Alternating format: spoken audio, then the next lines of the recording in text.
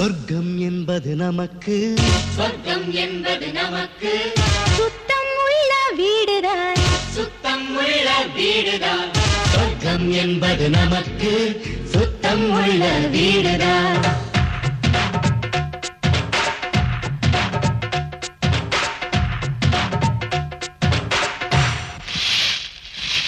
சொர்க்கம் என்பது நமக்கு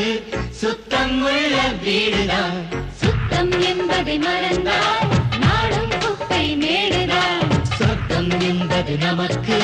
சுத்தம் உள்ள வீடுதான் சுத்தம் என்பதை மறந்தால் நாடும் குப்பை மேடுதான் உலாவும் நிலாவில்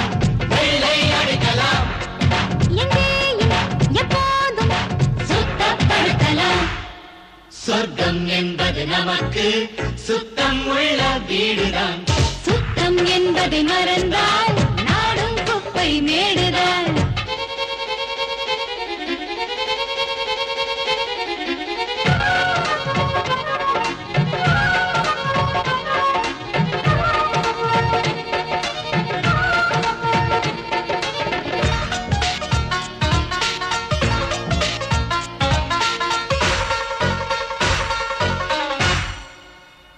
சொர்க்கம் என்பது நமக்கு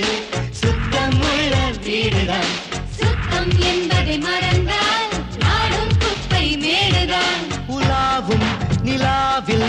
வெள்ளை அடிக்கலாம்